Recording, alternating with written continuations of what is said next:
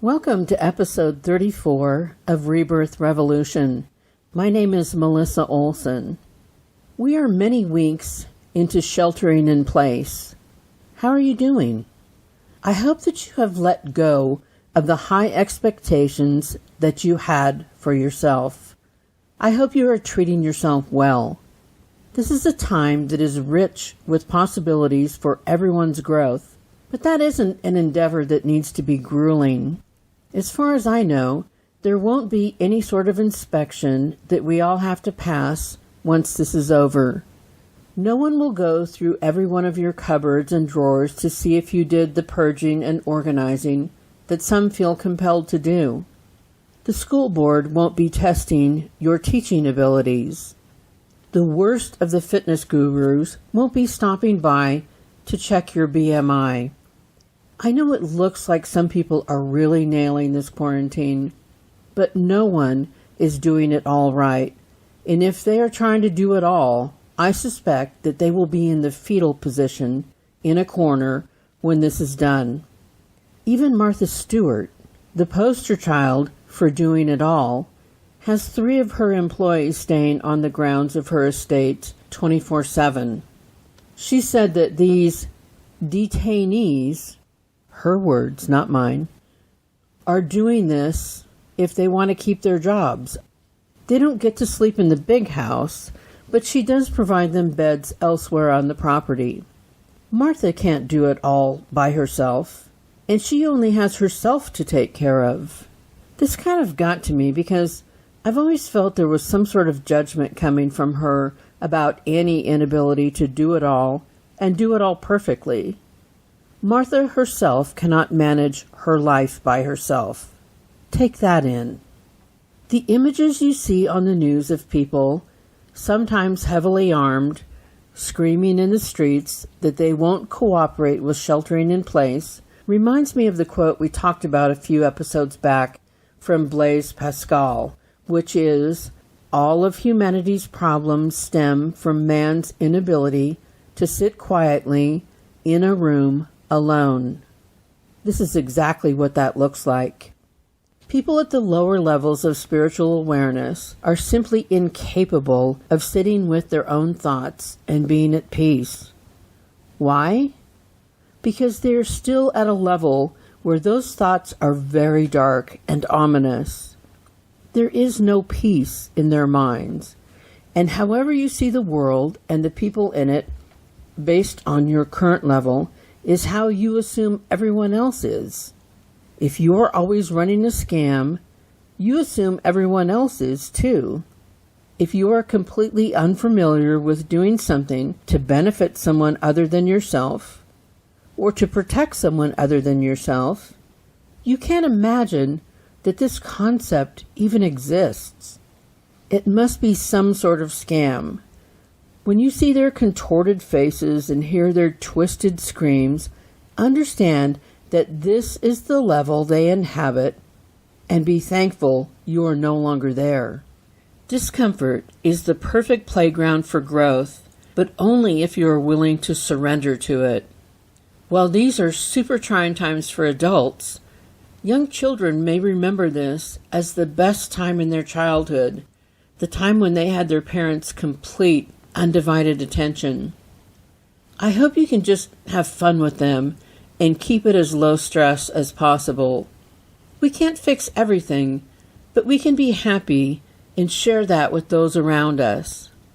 Nothing matters beyond surviving the pandemic.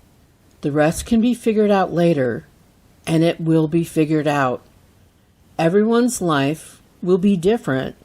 The way we operate as a culture will be different, but I don't think we should assume it will be worse. It's ugly out there right now. The stupidity and corruption are beyond comprehension. Our form of government is not working the way we thought it would back when we failed to allow for rampant cowardice and greed. We thought we were in better shape than this.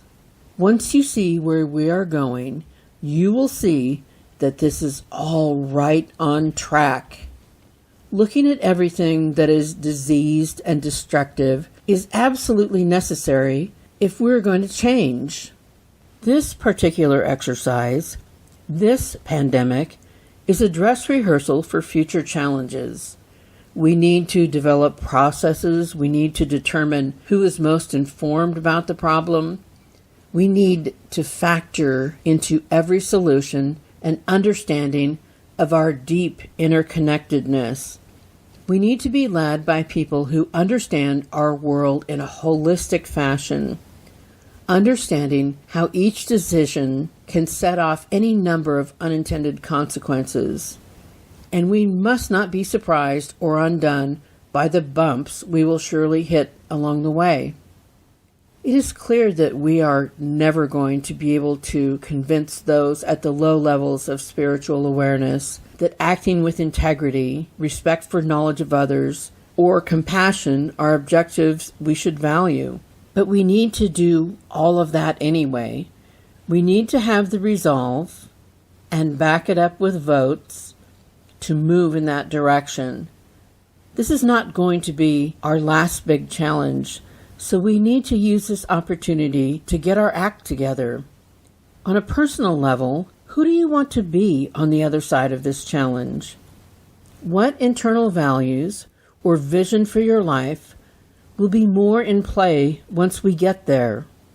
Have there been aspects of your pre-pandemic life that have had their meaning or value to you decreased in this time that you've had to reflect?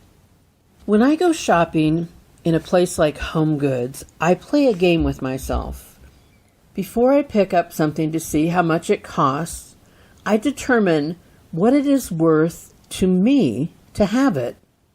I do not take into account what it would be worth to someone else, or even what it costs to make and sell. The only thing is, what is it worth to me?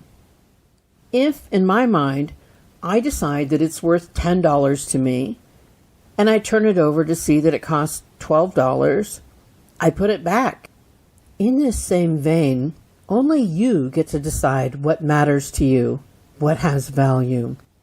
It doesn't matter what anyone else thinks something is worth. It only matters what you decide. The reason is that everything that is a part of your life requires your attention and your resources. Both of those matter, with your attention mattering more, since the time you spend cannot be recovered. And every time you say yes to one thing, you're saying no to countless others. Your time and attention are your greatest resources. The more you can look at what depletes you versus what restores you, the better chance you have of creating the life of your dreams on the other side of this reset. And that's what we're going for, nothing less than the life of our dreams, the one with the most meaning and purpose, the one that brings joy to us and to others, the one where we move closer to feeling nothing but love and compassion for ourselves and others.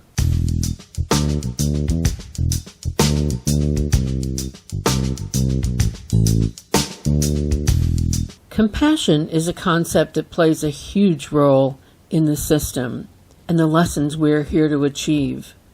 Sometimes the words empathy and compassion are used interchangeably. Let's break those words down and see what the differences are in terms of the rebirth revolution. According to the dictionary, they are only separated by the desire to help fix the problem someone else is experiencing. In the revolution, we realize that only the person involved in the problem came here to fix their problem.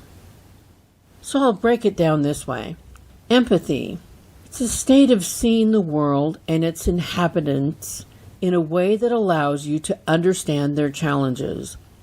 At its most rudimentary, it would be seeing someone's house burn down and realize that you would hate it if your house burnt down.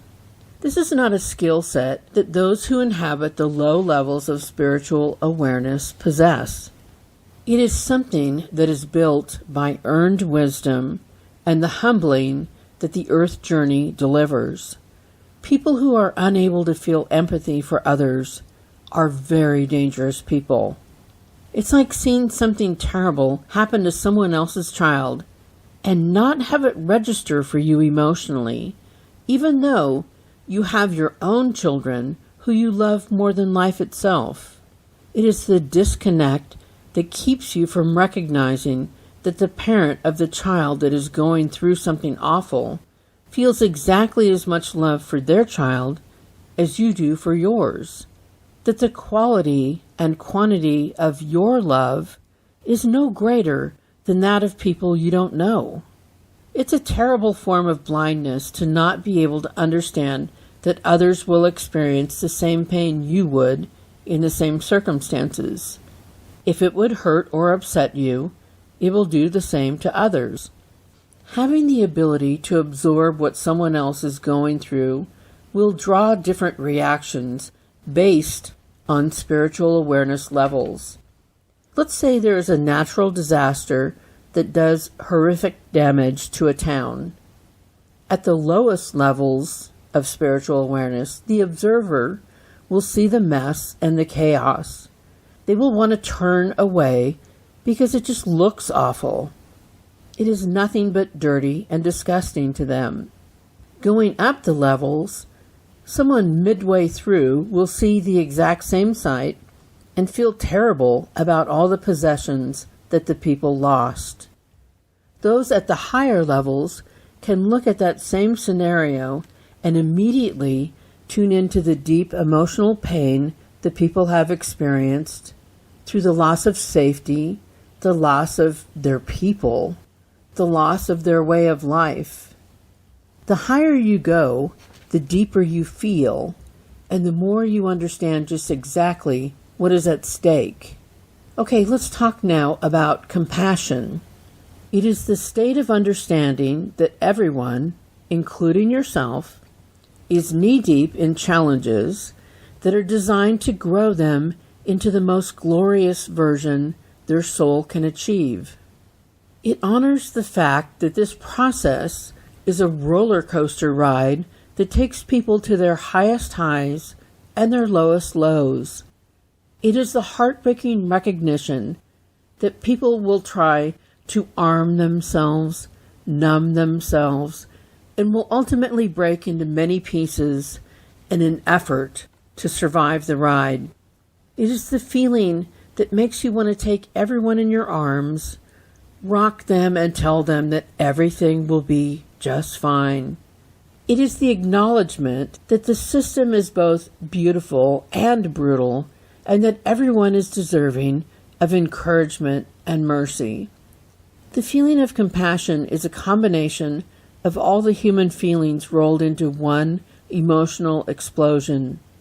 The difference between the dictionary version of compassion and the Rebirth Revolution definition is that we are now wise enough to know that the correct response to observing what others are going through is not to want to step in and take that moment away from the person who is having it. We know not to prioritize the management of our anxiety over the lesson that is moving someone else forward.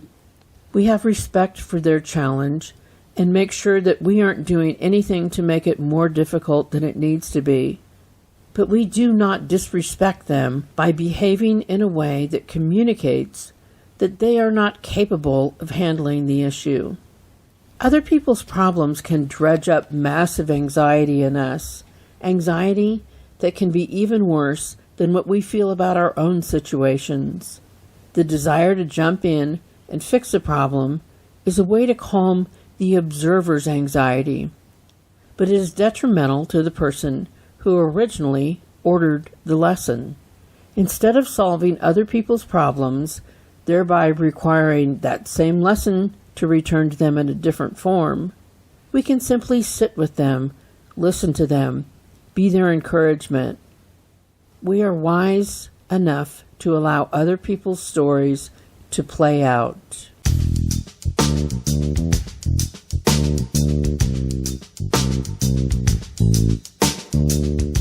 Do not confuse respecting the process with allowing atrocities to continue.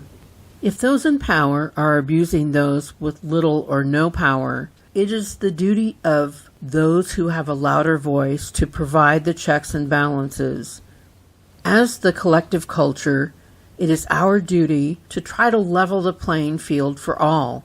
It is our duty to hold those in power accountable for the choices they make on our behalf. One of the most troubling features of humans is how difficult it is to even achieve the first level, empathy.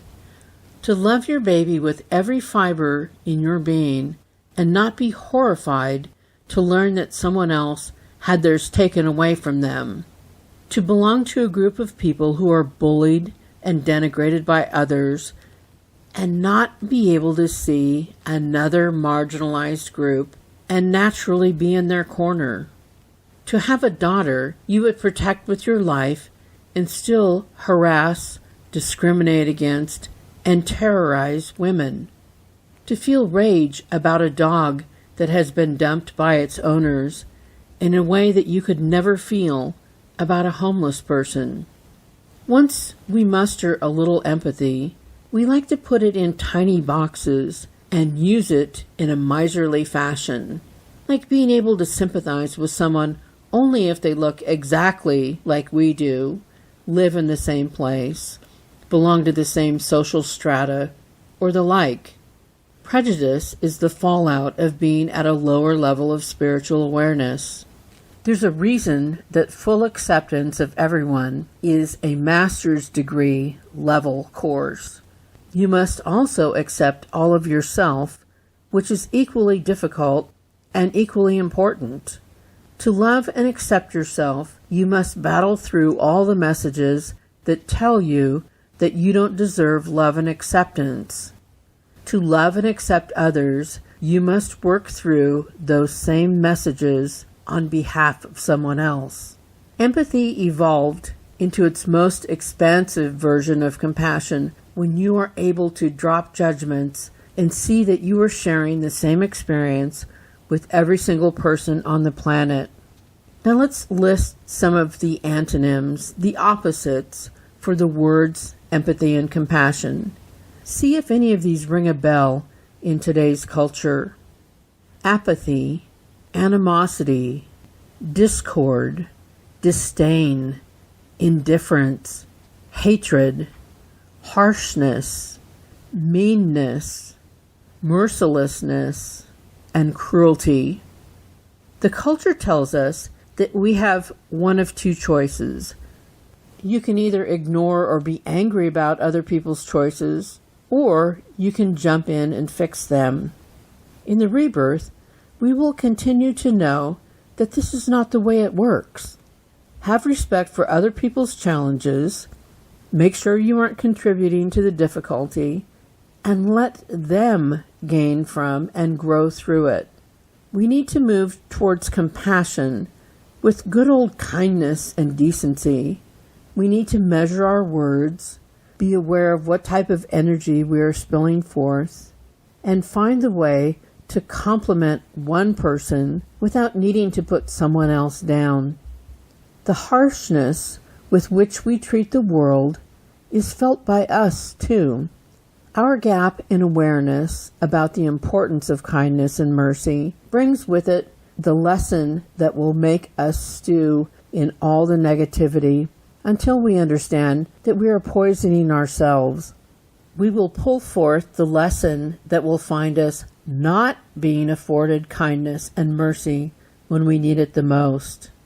Every choice you make will be in the direction of either the dark or the light. Choose wisely. Watch the world around you and the ways in which people choose to behave while being in this space of discomfort. Watch what the process of growth brings out of other people. It's a pretty amazing opportunity to see everyone going through the same thing at the same time. You see the sliding scale of behaviors that reflect the levels of spiritual awareness, from the behaviors of those who wrap themselves in assault weapons and scream in the streets, To those who express their love of the world and others through feeding people, making people laugh, and offering virtual shoulders for one another to lean on, our collective opportunity for exponential growth is exhilarating. The light at the end of the tunnel is not an oncoming train.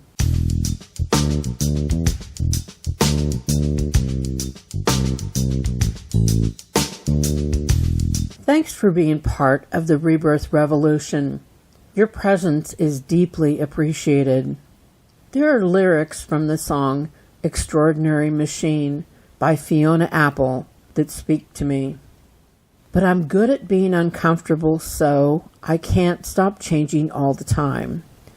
I notice that my opponent is always on the go and won't go slow so as not to focus, and I notice he'll hitch a ride with any guide as long as they go fast from whence he came. But he's no good at being uncomfortable, so he can't stop staying exactly the same. Be kind to me or treat me mean, I'll make the most of it. I'm an extraordinary machine. Until next week, breathe deeply. Sit still. Welcome the discomfort. Trust that you are an extraordinary machine. Remember, you are loved exactly as much as every other person on the planet, not 1 ounce more or 1 ounce less. Stay strong, and most of all, stay safe.